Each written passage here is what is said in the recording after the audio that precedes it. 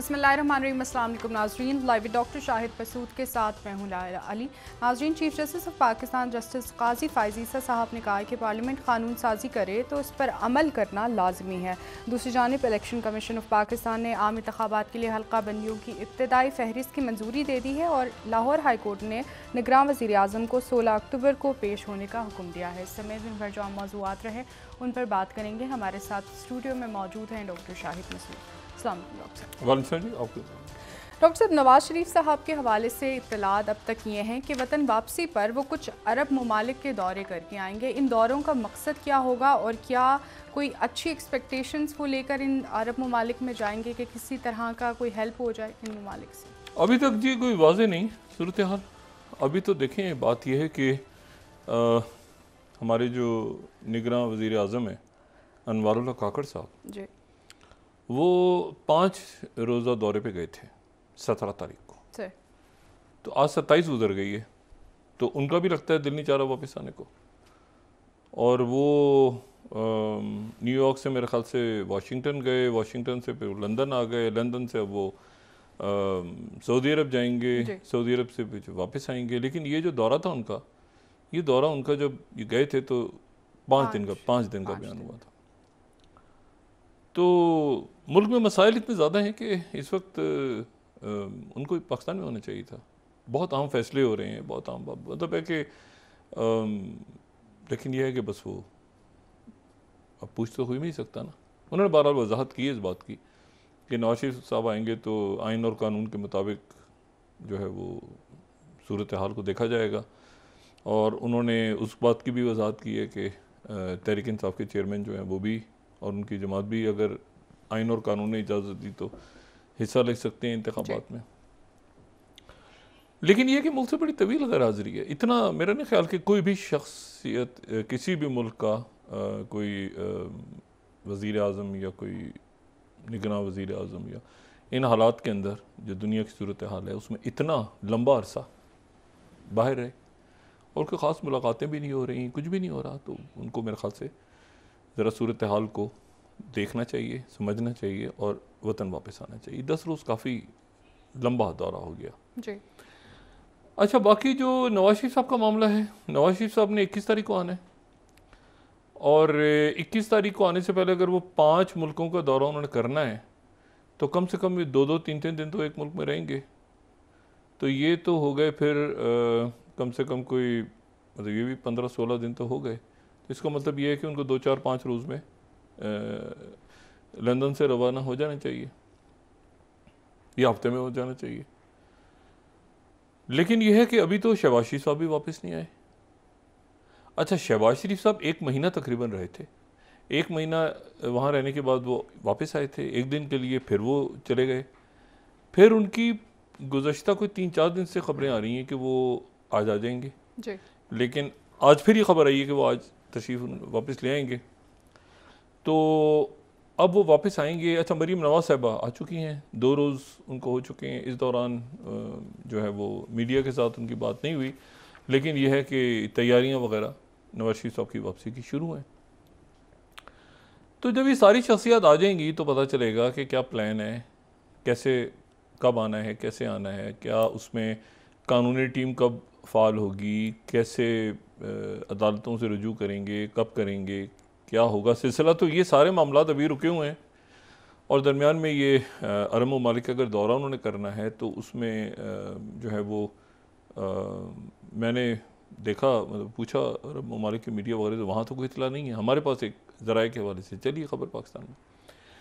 तो ये महीना बड़ा अहम है और इसमें बड़े फैसले होने हैं और ये देखना है कि नवाज शरीफ साहब की वापसी होती है, नहीं होती, और किस तरह से वो वापस आएंगे।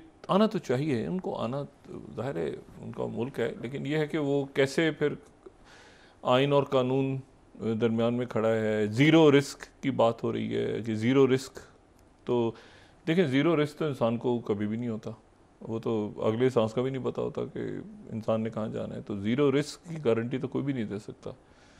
तो वो अब कल जो है ये धरना केस भी लगा हुआ है जी, फैज़ाबाद धरने वाला, उस पर भी समाअत होनी है। तो ये अगले चंद रोज़ जो हैं ये बड़े अहम हैं पाकिस्तानी सियासत में। पकड़ धकड़ हो रही है, डॉलर जो है वो कम हो रहा है जी, आज उसकी 3 और रुपए। मज़ीद 78 रोज़ हो गए हैं तकरीबन जी। तो वो जो है वो नीचे ही मतलब काबू में आया हुआ है। लेकिन सवाल ये है कि वो इसका असर कोई आवाम पे नहीं पड़ रहा। आवाम महंगाई, चीज़ें महंगी हो जाती हैं तो मैंने तो कभी सस्ती होते नहीं देखी चीज़, यानी कम से कम ये खाने पीने की सामान और ये सारा। तो इन वहाँ तक जाने के लिए ज़रूरी है ना कि जो गवर्नेंस है वो प्रॉपर हो और कम से कम हमारे अकाबरीन तो मुल्क में नज़र आएँ। तो एक जो है साबिक वज़ीर आज़म जो हैं वो जेल में है, उससे पहले के जो हैं वो मुस्लिम लीग नून उनसे नाराज़ है, उससे पहले के जो हैं वो मुल्क से बाहर हैं, जी, मौजूदा जो हैं वो भी मुल्क से बाहर हैं। तो अब ये है कि कोई आए तो बताए कि भाई क्या हो रहा है, कुछ समझ में आए सूरत हाल का। लेकिन ये कि इस दौरान जो है वो पकड़ धकड़ और ये छापे वापे मुख्तलिफ जगहों में जो पड़ रहे हैं, ये उनके असरात आने वाले दिनों में देखें किस तरह से सामने आते हैं। वो सिलसिला जारी है अपनी जगह। अच्छा, 2-3 बातें इसमें जो हैं वो बड़ी अहम। पहली बात तो ये है कि एक बहुत बड़ा मसला खड़ा हो गया, यानी एक मसला ऐसा खड़ा हो गया कि जिसको सिर्फ अगर आप गौर से उसका जायज़ा लिया जाए तो वो फिर समझ में आता है कि जी वो एक मसला है जो गंभीर होता जा रहा है, और वो होता जा रहा है गंभीर हमारे पड़ोस में, भारत में हो रहा है, और गंभीर हो ख़राब हो रहा है मसला, बात ख़राब हो गई है, ठीक है। और उसमें ये मेरे ख़्याल से इसकी तवक्को नहीं थी इसकी सूरत हाल यहाँ तक जाएगी, लेकिन ये सूरत हाल मेरे ख़्याल से तवक्को से ज़्यादा ख़राब हो गई है। और ये जो सूरत हाल है इसके ख़राब होने में कई पहलू हैं, कोई एक इसका पहलू नहीं है। अच्छा, ये सूरत हाल क्यों मैं कह रहा हूँ कि ख़राब हो रही है मज़ीद, मैं उसकी वजह अभी आपको बताता हूँ। लेकिन उससे पहले जो है मैं ये बताऊं कि जो सऊदी अरेबिया और इसराइल के दरमियान ताल्लुकात की बहाली का एक बहुत तेज़ी के साथ पिछले दिनों मामला चला था, उसमें थोड़ा सा ठहराव शायद आ गया है या महसूस होगा आने वाले दिनों में, क्योंकि मसाइल बड़े पेचीदा हैं। अच्छा। और मसाइल इसलिए पेचीदा हैं कि सऊदी अरेबिया जो है वो उनके जो उर्दन में सफ़ीर नाइफ असुदैरी, ये नाइफ असुदैरी वो हैं जिन्होंने ओस्लो माहदों में भी शिरकत की हुई है, यानी पुराने एक्सपीरियंस्ड जो हैं ये इनके सफारतकार हैं, और ये उर्दन में उनके एम्बेसडर हैं, और साथ ही जो है वो फ़लस्तीनी रियासत में भी सफ़ीर के इनको एडिशनल चार्ज है इनके पास। तो ये इन्होंने दौरा किया वहाँ पर, और महमूद अब्बास साहब से इन्होंने मुलाकात की और लेकिन वहाँ जो माहौल बना हुआ है, वहाँ पर माहौल ऐसा है कि जो इनके लिए बहुत ज़्यादा शायद वहाँ पर एक इंतहा पसंद जो हुकूमत है उसको उनको वेवर तो मिल गया, आज अमेरिकन ने उनको वेवर दे दिया, और अब इसराइल के लिए बड़ी एक प्राइम मिनिस्टर नेतन्याहू के लिए अच्छी खबर है। लेकिन वहाँ जो माहौल है वो एक इस वक्त या पूरे खत्ते में समझ लें आप कि ये कोई 2 रियासतों वाला जो मामला है ना, इसके ऊपर शायद जो है वो आगे बढ़ना, क्योंकि सऊदी अरेबिया और OIC और सारे ही मुल्कों का ये 2 रियासतों वाले इश्यूज़ के ऊपर, और यरूशलेम मसीह की यरूशलेम जी, तो ये माहौल जो है ना, ये कोई माहौल ऐसा बन नहीं पा रहा। उनके वज़ीर आए भी हैं, वज़ीर सियाहत सऊदी अरेबिया आए हैं, और दूसरी बात ये है कि जो अमेरिका है वहाँ पर ये बड़े कंसर्न्स हैं कि भाई सऊदी अरेबिया जो है, सऊदी अरेबिया के साथ अगर हम दिफाई मुआहदा करते हैं तो सऊदी अरेबिया तो चाइना के साथ भी है, और सऊदी अरेबिया जो है वो OPEC प्लस का भी मेंबर है। तो हमें उनके साथ दिफाई मुआहदा करने का वहाँ पर जो है ना वो आप समझें कि पब्लिक ओपिनियन डिवाइडेड है कि सऊदी अरेबिया के साथ एक दिफाई मुआहदा प्रॉपर किया जाए, और ये शराइत भी सारी मानी जाएं जो कि ईस्ट यरूशलेम के हवाले से हैं। तो ये क्या, और ये फिर उसके, क्योंकि इससे कम पे तो सऊदी अरेबिया या अच्छा सऊदी अरेबिया देखें, सऊदी अरेबिया और मुत्तहिदा अरब अमारात और बाकी जितने ममालिक हैं ना, ये वो आज से 3-4 साल 5 साल पहले वाले ममालिक नहीं, इनके पास दूसरे ऑप्शन हैं। मतलब मिसाल के तौर पर मसला फ़लस्तीन को या ये ताल्लुकात कैसे, इसमें चाइना भी आ चुका है, देखिए, चाइना नेतन्याहू ने दौरा करना है और उससे पहले महमूद अब्बास दौरा करके आए हैं। हमास का जो डेलीगेशन है वो भी राब्ते में है चाइना से। तो ये मामला अगर अमेरिका नहीं करवाएगा तो चाइना करवाएगा, लेकिन कहीं ना कहीं ये मामला जो है मशरिक़ वस्ता का, इसको हल करवाना है। और अगर इसको हल नहीं करवा पाता अमेरिका, तो अमेरिका के लिए बड़ा ज़रूरी है कि, लेकिन ये मैंने आपसे कहा ना कि इतना पेचीदा मसला है, यानी ये कोई आसान मसला नहीं है। यानी 1948 से ये मसला चल रहा है, कई इंतफादा, कई इसमें हलाकतें, कई शहादतें और कई इसमें तल्ख यादें, पूरी नस्लें जो हैं वहाँ बड़ी हुई हैं फ़लस्तीनियों की। और इंतफादा, और आप लेबनान में चले जाएं तो साबरा शतीला, कत्ल आम, मतलब बहुत एक पेचीदा इशू है। हमास भी है अपनी जगह, इस्लामी जहाद भी है, महमूद अब्बास के बाद कौन होगा फ़लस्तीनी अथॉरिटी का सदर, ये भी एक इशू चल रहा है दरमियान में। तो ये काफ़ी मेरा ख्याल है कि ऐसे इशूज़ हैं जिस पे सऊदी अरेबिया के जो सफ़ीर थे वो उन्होंने अपना दौरा थोड़ा सा मुख्तसर किया, और मुख्तसर करने के बाद आज उन्होंने अरब न्यूज़ में अपना एक पूरा जो है वो एक तवील उन्होंने इंटरव्यू दिया, और अरब न्यूज़ में उन्होंने वजाहत की। उन्होंने बिल्कुल अपना उसको Arab peace initiative cornerstone of the any deal with Israel, ये सऊदी इन्वॉय, ठीक है, जो हमारी 14 स्लाइड है, और उसमें उन्होंने कहा कि ये जो है ये बिल्कुल ईस्ट यरूशलेम के ऊपर भी और बाकी जो सारे मामलात हैं, फ़लस्तीन matter is a fundamental pillar, ठीक है।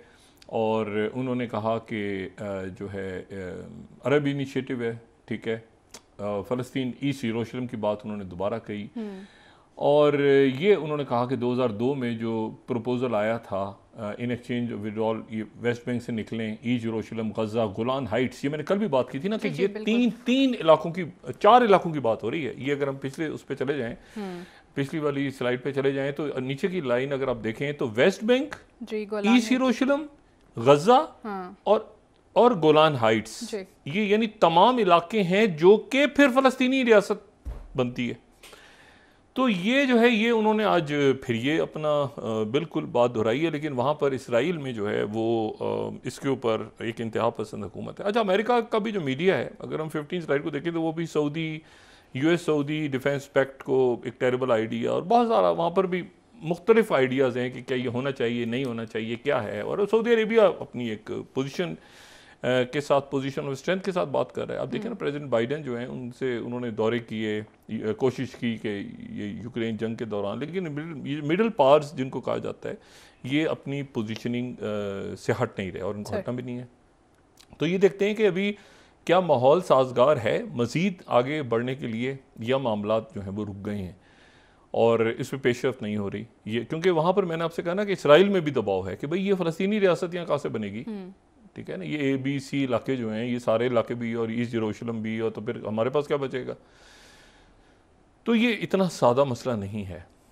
तो देखते हैं कि इसके ऊपर ये मामलात आगे किस तरफ जाते हैं और कैसे बढ़ते हैं, लेकिन कुछ ठहराव से इसमें गालिबन आ जाएगा आने वाले दिनों में। वहाँ पर जो गज़ा के इलाके में भी कोई वहाँ पर भी आज तशद्दुद हुआ है और बाकी मामलात भी हैं, तो देखते हैं कि कहाँ जाता है मामला। दूसरी जो बात है वो ये है कि जो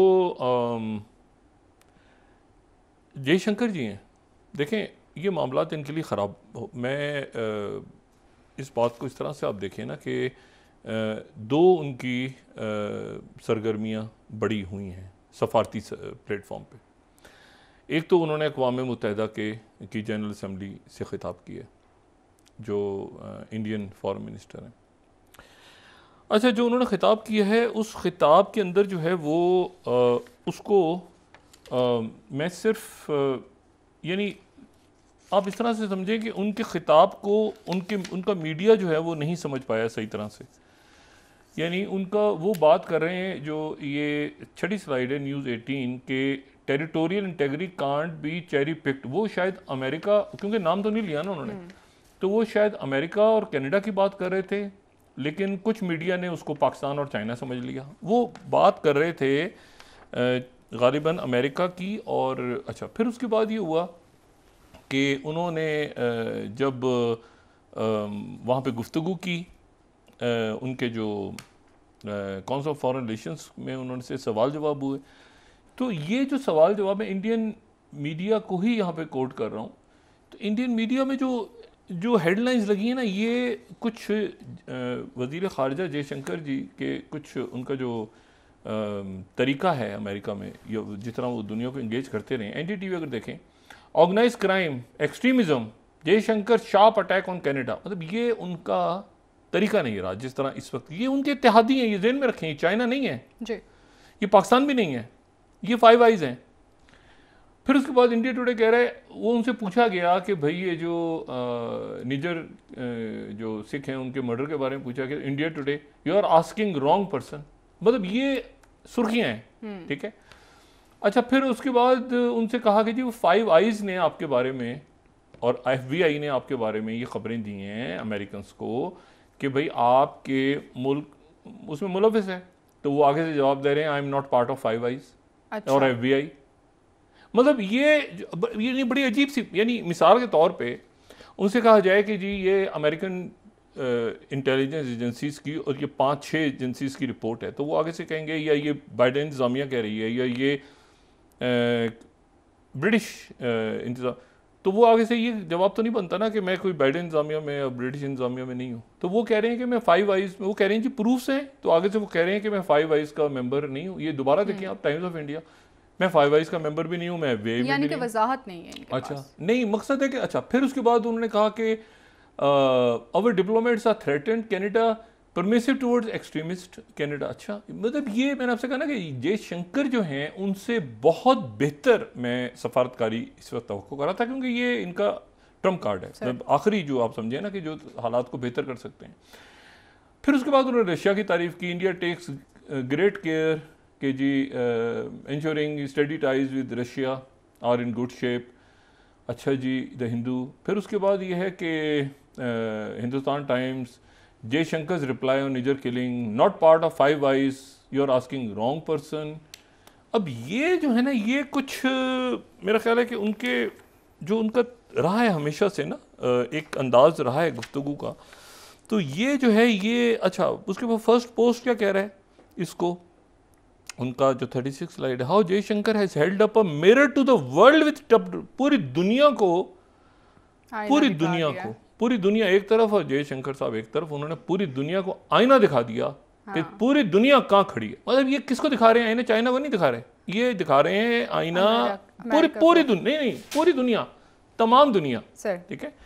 और तमाम दुनिया को ये आईना दिखा रहे हैं और आईना दिखाते हुए ये कह रहे हैं कि ये जो है ये टफ डिप्लोमेसी ने आईना दिखा दिया। अच्छा, फिर उसके बाद जो है ये तो हो गई ना बात सारी, लेकिन इसी दौरान दो जो मेरे ख्याल से आज आर्टिकल्स ऐसे हैं जो कि थोड़े से ज़रा मैं उनको कहूँगा कि ज़रा लाइट हैं या इतने ज़्यादा शेड टफ नहीं हैं। एक तो साउथ चाइना मॉर्निंग पोस्ट ने कहा है कि an India seeking gains from, ये जो फर्स्ट स्लाइड है, US China rivalry is no guru to the world. ये ज़हन में रखें कि ये गुरु नहीं है पूरी दुनिया के। ये बड़ी एक खौफनाक किस्म का उन्होंने एक साउथ चाइना मॉर्निंग पोस्ट। और फिर पॉलिटिको ये कह रहा है कि Canada is to be believed, India has gone rogue. अच्छा, लेकिन उससे ज्यादा खतरनाक तरीन अगर आप कहें कि कोई रिपोर्ट अगर मैंने इन दिनों में देखी है, न्यूयॉर्क का दौरा खत्म करके वो पहुंचे हैं वाशिंगटन DC, और वाशिंगटन DC पहुंचे हैं तो वाशिंगटन पोस्ट जो है उसने एक तवील रिपोर्ट 2 हिस्सों में शाये की। आपको पता है ना, ये मेटा जो है, मेटा ये फेसबुक मेटा के नाम से अब है।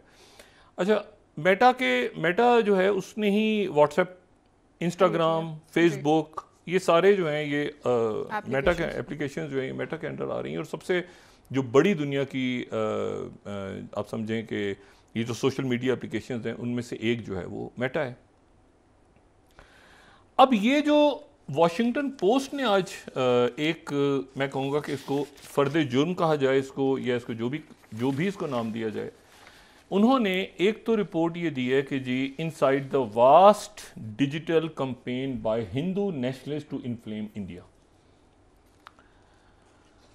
ठीक है। और ये रिपोर्ट इतनी खौफनाक है, ये आज का वाशिंगटन पोस्ट, अब थोड़ी देर पहले उनकी पूरी इन्वेस्टिगेटिव रिपोर्ट है, और वो ये कह रहे हैं कि at first the WhatsApp messages touted roads, school build, free food, यहाँ पर व्हाट्सएप मैसेज आते थे। लेकिन उसके बाद जो है वो व्हाट्सएप मैसेजेस जो हैं वो इस तरह से जाना शुरू हो गए, if the BJP is here your children will be safe, Hindus will be safe, ये बीजेपी के मैसेजेस चलना शुरू हो गए। और फिर उसके बाद वो पूरी एक रिपोर्ट यहाँ पे है, और वो ये कहते हैं कि central to the success of BJP, a party with 180 million members, massive messaging machine build on the top of the US social media platform, BJP led by prime minister Modi, affiliated Hindu national groups. ये तो सारी बात हो गई, ठीक है। उसके बाद ये कह रहे हैं कि काउंटर वेट, फिर स्प्रिंग में वॉशिंगटन पोस्ट के जर्नलिस्ट ने कई हफ्ते जो हैं वो कर्नाटका में गुजारे। अच्छा, ये प्रोमिनेंट सिख सेपरेटिस्ट कनाडा का भी जिक्र हो रहा है इसमें। ये इतनी खौफनाक रिपोर्ट है कि पढ़ने वाली है, ठीक है। और उसमें वो कह रहे हैं today India is the WhatsApp largest market, 500 users हैं उस पर, और वहाँ पर ही मैसेज वायरल होना शुरू होता है व्हाट्सएप का। बीजेपी व्हाट्सएप का इकोसिस्टम है पूरे इंडिया में, और वही कह रहे हैं कि जी व्हाट्सएप मैसेज चलना शुरू होता है, और वही ये चलना शुरू होता है कि जी एक पूरी आर्मी के, एक यहाँ पर जाओ बंदा यहाँ पर है, उसको पकड़ के मार दो, इसको पकड़ के, ये मुसलमान है, मुसलमानों के अगेंस्ट पूरा ये चलना शुरू होता है। कंपेन चलती है व्हाट्सएप पे, फॉरवर्ड होती जाती है, और फिर उसके बाद वास्ट आर्मी। और उसके बाद वो लिख रहे हैं कि आरएसएस जो है वो पैरामिलिट्री वॉलंटियर ऑर्गेनाइजेशन है, वो सर्व करती है एक अम्ब्रेला के तौर पे हिंदू नेशनल ग्रुप्स, और उनके इन्होंने जो है वो घर बनाए हुए हैं, इन्होंने पूरी ये बहुत बड़ी रिपोर्ट है कि कैसे कैंपेन चलाई जा रही है, कैंपेन चलाई जाती है। और इसको अगर आगे भी हम देखें तो इसमें एंटी मुस्लिम रेटरिक है, is likely to be a feature in upcoming elections में भी। तो ये जो है ना, ये तो एक तो इनकी रिपोर्ट ये हो गई। एक रिपोर्ट और है इनकी, वो भी आज वॉशिंगटन पोस्ट में, अगर वो हमारे पास तैयार हो तो हम उसको भी दिखा सकते हैं। लेकिन ये जो दो रिपोर्ट्स आज आई हैं, इनके पूरे आप समझें कि जो तमाम ये देखें। अच्छा, ये जो रिपोर्ट है ये भी आज का वॉशिंगटन पोस्ट, मैंने आपसे कहा कि पूरा वॉशिंगटन पोस्ट भरा हुआ है आज, ये भरा हुआ है। और वो क्या, ये क्या कह रहे हैं, under India's pressure Facebook let propaganda and hate speech thrive. यानी इंडिया ने दबाव डाला 3 साल पहले, तो फेसबुक प्रोपेगेंडा जो हंटर्स थे उन्होंने ये देखा कि सोशल मीडिया का इन्फ्लुएंस कैसा है, कि हंड्रेड्स ऑफ अकाउंट जो है वो इंडियन आर्मी के क्रैकडाउन को सपोर्ट कर रहे हैं कश्मीर में, और कश्मीरी जर्नलिस्टों को पे इल्जाम लगा रहे हैं कि वो सेपरेटिज्म और सिडेशन के मुर्तकिब हो रहे हैं। लेकिन उसके बाद वो कहते हैं कि जी इसको जब हमने इसकी तहकीकात की, इसको अंदर जाके देखा, तो पता चला कि ये तो network operated by Indian army है। What they found next was explosive, और उसका नाम है चिनार कोर, ठीक है ना, storage unit garrison in the Muslim majority Kashmir valley, the heart of Indian Kashmir and one of the most militarised region in the world. ये पाकिस्तान नहीं है, ये वॉशिंगटन पोस्ट उस दिन कह रहा है जिस दिन जयशंकर वहां पहुंच रहे हैं। फिर वो कहते हैं कि जब यूएस बेस्ड सुपरवाइजर जो हैं फेसबुक के जो इनऑथेंटिकेटेड बिहेवियर को देखते हैं, सीबीआई यूनिट, उन्होंने पुलिस को बताया इंडिया में कि ये डिलीट करना चाह रहे हैं पेजेस को, तो नई दिल्ली का जो ऑफिस है उसने कहा कि नहीं, ये आप रहने दें क्योंकि हुकूमत नाराज हो जाएगी। Of a sovereign nation over actions in territory controls, they said they needed to consult local lawyers, they worried they could be in prison for treason. अच्छा, मसल बात ये सारी ये हुआ है पिछले चंद सालों में कश्मीर में। इसमें टेस्ट केस वॉशिंगटन पोस्ट उठा रहा है कश्मीर का, ठीक है। ये कोई इसमें सिखों का इशू नहीं है, कोई Manipuri Sikh. Kashmir case is just one example of how Facebook has fallen short of its professional professed ideals in India under pressure from prime minister Narendra Modi, BJP. India country whose population 80% Hindu है, 14% मुसलमान। अच्छा, ये जो है ये रिलीजियस टाइप के ऊपर, बट इन पिछले 10 सालों में Hindu nationalist BJP has been accused. ये कश्मीर का केस वॉशिंगटन पोस्ट ने आज उठाया है। अच्छा, abetting violence and fanning incendiary speech against Muslims to stoke support from its political base, ठीक है। अच्छा, और उसके बाद जो है ये फेसबुक के ऊपर भी रिलेक्टेंट है फेसबुक। उसकी वजह ये है कि the company denied acting in favour of BJP. जब मुझे पूछा वॉशिंगटन पोस्ट के लोगों ने, वो ये कहते हैं कि मार्केट बड़ी है। वो कहते हैं कि जी बात ये है कि नंबर्स बहुत ज़्यादा हैं, ठीक है ना, इंग्लिश स्पीकिंग है, रैपिडली ग्रोइंग है, वहाँ पे जो है वो चाइना के अगेंस्ट भी वो हमारा इत्तेहादी है, हम कुछ नहीं कर सकते, मुसलमान ये हों वो हों, जैसे भी फेक पेजेस हों नंबर सारे।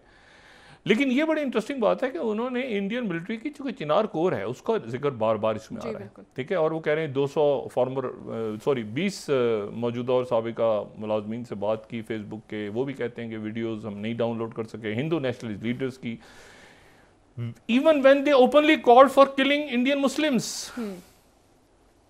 ये कश्मीर केस है सर, ठीक है, कश्मीर की बात हो रही है 2019, और उसके बाद जो है जो मेटा कंपनी फेसबुक की आ गई, उन्होंने एक लॉ फर्म को भी हायर किया, उन्होंने भी देखा लेकिन वो भी स्पीच को नहीं रोक सके।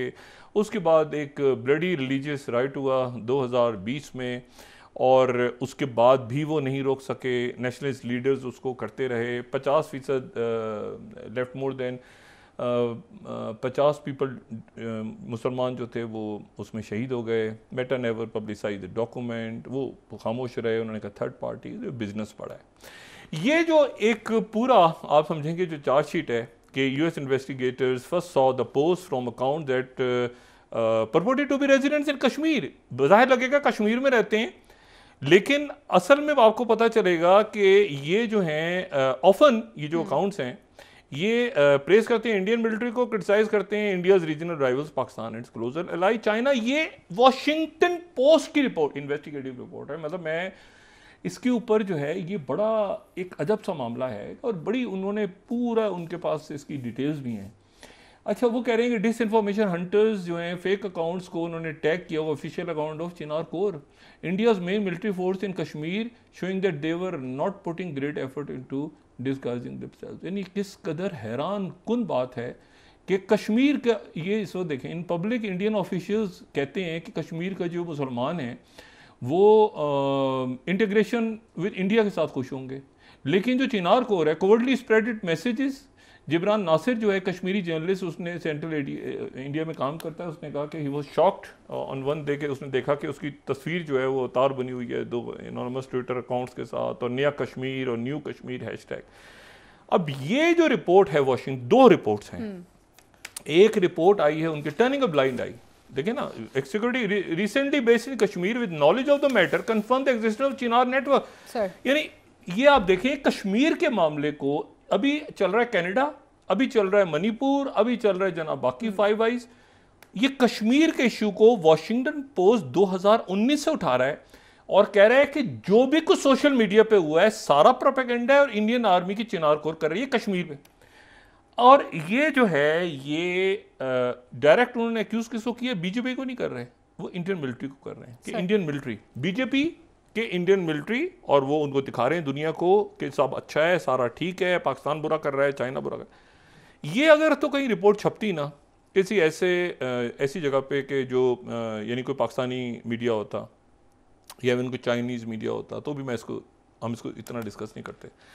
ये वॉशिंगटन पोस्ट में ये खबर छाई हुई है, और वॉशिंगटन पोस्ट में खबर शाये होने का खबर भी नहीं है, रिपोर्ट है, यानी 11 पेजेस की एक स्टोरी है, और मेरे ख्याल से 13 या 14 पेजेस जो हैं उनकी ये जो मैंने इसके प्रिंट आउट्स निकाले हैं तो वो दूसरी स्टोरी है।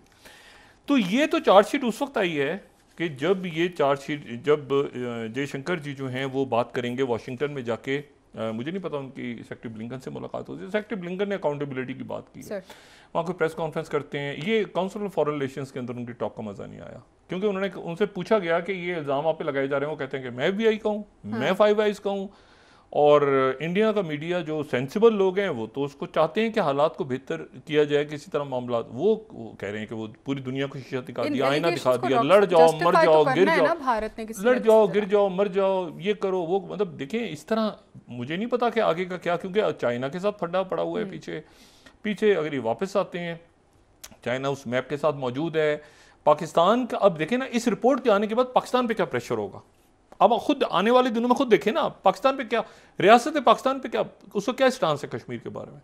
अब मुझे बताएं कि पाकिस्तान पे क्या प्रेशर होगा, और पाकिस्तान को ऑलरेडी वॉशिंगटन पोस्ट कह रहा है कि जी वो अकाउंट्स के जिसमें पाकिस्तान को गालियाँ दी जा रही थी, और जाहिर ही किया जा रहा था कि वो मकबूजा कश्मीर में है, लेकिन वो मकबूजा कश्मीर में नहीं तो फौज रन कर रही थी। इसकी तरदीद या इसकी तहकीक या इसके ऊपर कोई बात होना, या मुझे नहीं पता कि क्या स्टांस है, वो कहेंगे हमने बाइडन को भी जो है वो ऐसी तैसी कर दी, हमने कनाडा की भी ऐसी तैसी कर दी, हमने ऑस्ट्रेलिया की भी कर दी, हमने चाइना की भी कर दी।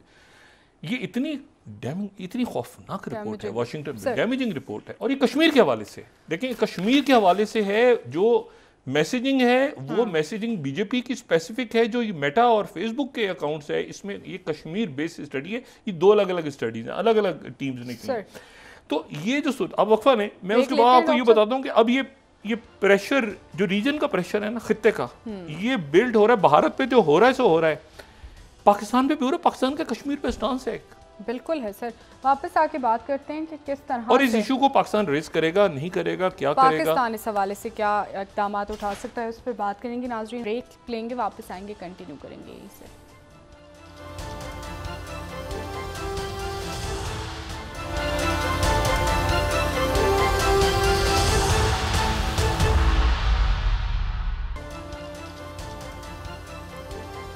वेलकम बैक नाज़रीन। जी डॉक्टर साहब, एक जो मामला इस वक्त काफ़ी ज़्यादा न्यूज़ में है वो नवाज़ शरीफ साहब के बयानी के हवाले से बारहा कहा गया कि नहीं वो अपना बयानिया तब्दील करके इंतखाबात में पार्टिसिपेट करेंगे। तो क्या वाकई नवाज़ शरीफ साहब अब जाके अपनी बयानिए में कोई तब्दीली लाएंगे? देखें, ये तो बात उस वक्त हम कर सकते थे चंद रोज़ पहले तक, लेकिन अब तो ये हर जगह डिस्कस चूँकि हो रही है सारी मीडिया में कि जी ये कोई कह रहा है कि मैसेज गया शहबाज शरीफ साहब के थ्रू, कोई कह रहा है नहीं गया। हमारी इतला ये जो है, जो हमारे ब्यूरो की इतला है वो ये है कि जो मरीम नवाज साहब हैं उनसे भी मुलाकातें हुई, शहबाज शरीफ साहब से भी हुई। मैसेज आगे क्या गया वो अब जब ये बात करेंगी शख्सियात तब क्लियर होगा। लेकिन इसमें यह है कि वो चूंकि स्पेसिफिकली यही सवाल होगा मीडिया में और देखा भी यही जाएगा कि कहीं वो उन शख्सियात के नाम लिए जा रहे हैं, नहीं लिए जा रहे हैं, क्या उसमें वो तलखी और तेज़ी जैसे पहले थी वो है या नहीं है। तो वो अगर होगा तो उस चेक हो जाएगा, और नहीं होता अगर तो फिर वो सियासी तौर पे ये बात बड़ी अजब सी होगी कि फिर वो क्या। और फिर दूसरी बात ये है कि जो उन्होंने बात की थी सरफराज बुगटी साहब ने, वो भी गूंज है अभी तक कि भाई ये तो देखें आइन और कानून का सामना करके और फिर उसके बाद ही इलेक्शन में, अभी तो नाअहली है, फिर बाकी इश्यूज़ हैं। तो अब ये 21 तारीख जो दी है, और दी भी शहबाज शरीफ साहब ने जो कि सदर हैं मुस्लिम लीग नून के, तो वो जाहिर है कि बहुत सारे मामला जो हैं, मैंने इनकी कानूनी टीम से आज पूछा, इनके लोगों से, मैंने कहा जी आपने कोई स्ट्रेटजी बनाई अपनी? वो कहती अभी तक हमें कानूनी स्ट्रेटजी बनाने का नहीं कहा गया, लेकिन यह है कि बस हमने मियाँ साहब को बताया है कि जी वो हम एप्लीकेशन डालेंगे और फ़ौरन ही हो जाएगा और बस उसके बाद झटपट। तो मैंने कहा यार ये फिर इतना ये मीनार इलेक्शन की भी क्या ज़रूरत है, सीधा मियाँ साहब उधर ही आ जाए, वज़ीर आज़म भी, मतलब ये क्या इतना खर्चा ज़रूर करना है। तो मतलब वो इतने कॉन्फिडेंट हैं। मैंने कहा यार एक प्रोसेस से तो गुजरेंगे ना। तो उन्होंने कहा गुजरेंगे। तो अच्छा, जरदारी साहब की तबीयत ठीक नहीं है, तो जरदारी साहब जो हैं शायद वो मुल्क से बाहर जा रहे हैं, एक खलीजी रियासत में, जहाँ पर उनके हार्ट का पहले एक मसला जब हुआ था तो वो एडमिट हुए थे दुबई में। तो वो वहाँ शायद इतलात आ रही हैं, पीपल्स पार्टी के ज़राए कह रहे हैं, हो सकता है बाहर जाएँ, हो सकता है मुल्क में क़याम करें। लेकिन ये कि अभी बस ये चंद रोज़ में क्लैरिटी आएगी, और ये भी कि धरना किस में कल क्या सामने आते हैं हमारे मामला। दूसरी जो बात है वो ये है कि देखें, ये जो मैंने आपसे कहा ना कि एक 2-3 बातें ऐसी हुई हैं। एक तो ये निगोर्नो काराबाग का मामला, ये निगोर्नो काराबाग का मामला जो है, जिसमें आज़रबाईजान ने मुकम्मल तौर पे वहाँ पे फतह हासिल की है और आर्मीनिया जो है वो उसको शिकस्त हो गई है। और इस दौरान जो है वो ये एक इतना बड़ा और तारीख़ी वाक़या हुआ है कि जिसके ऊपर आज जो है वो मेरा ख़्याल है कि पहली दफ़ा इतने दिनों के बाद ये फॉरेन अफेयर्स ने एक मजमून शाये किया है, 34 slide, the end of Nagorno काराबाग, Nagorno काराबाग का ख़ात्मा। अच्छा, नगोर्नो काराबाग का ख़ात्मा नहीं हुआ, असल में तो आज़रबाईजान के पास चला गया ना, लेकिन उन्होंने इसको ख़ात्मे के तौर पे लिखा है कि ये ख़ात्मा हो गया। और ये जो है ये अब इसको आने वाले दिनों के अंदर कैसे, क्योंकि वहाँ पर ये भी डर है कि कहीं कोई कत्लेआम ना शुरू हो जाए।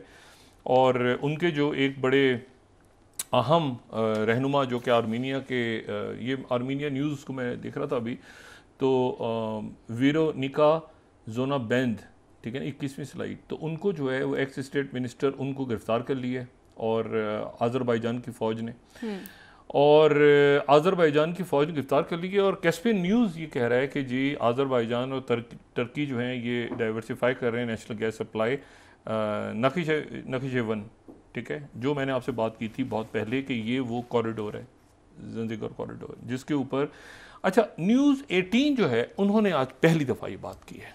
इतने दिन तक तो खामोशी रही इंडियन मीडिया में, आज उनका एक ओपिनियन आया है इसके ऊपर, और वो ओपिनियन जो है वो ये है कि India must double down on empowering Armenia, Armenia की मदद अब भी करनी चाहिए to stop Azerbaijan Turkey Pakistan nexus.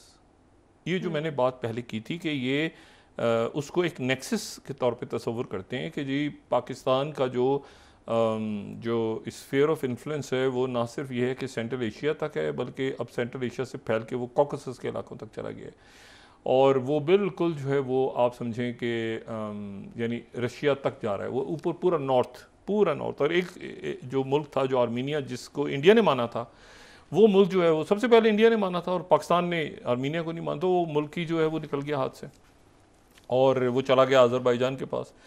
तो ये दूसरा मामला। अच्छा, मणिपुर, पूरे मणिपुर में 1 अक्टूबर से फिर 6 महीने के लिए जो है वो उनका जो फ़ौज के हवाले कर दिया गया। इंडियन एक्सप्रेस को मैं कोट कर रहा हूँ, 25वीं स्लाइड, ये आर्म्ड फोर्सेस के हवाले कर दिया गया है। वायलेंस हिट मणिपुर 6 महीनों के लिए। तो ये तो, और वहाँ आग लगी हुई है, वहाँ पर 2 मेती, और इस सवाल से खामोशी है। नहीं, ये सवाल पूछा गया, ये सवाल नहीं, सवाल पूछा गया है वहाँ, जयशंकर जी से सवाल पूछा गया है।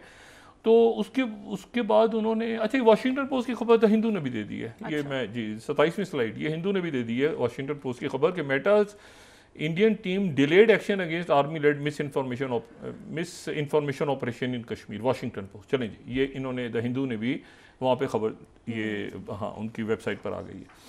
तो ये बात सारी ये है कि अब इसमें जो है वो ये इम्पाल के इलाके में कर्फ्यू की रिलैक्सेशन कैंसिल हो गई है, इंडिया टुडे बता रहा है। मणिपुर में लड़ाई हो रही है, मंडल ऑफिस को बीजेपी की आग लगा दी गई है वहाँ पे। और ये जो है ये अच्छा, ये जो है ना, ये फॉर्ब्स ने बड़ा इंटरेस्टिंग एक आर्टिकल है, मैं ये सजेस्ट कर रहा हूँ। ये उनका ये कहना है कि जो 32nd स्लाइड है बड़ा इंटरेस्टिंग इसके ऊपर है। वो ये कह रहे हैं कि जी आज़रबाईजान और आर्मीनिया का जो कॉन्फ्लिक्ट है, बैलेंस ऑफ पावर जो है वो ईरान, टर्की, रशिया, ये सारे के सारे अल्टीमेटली चाइना के पास चला जाएगा। वो उनका ही नुक्ता नज़र, ये उनका एक ओपिनियन है इस पर।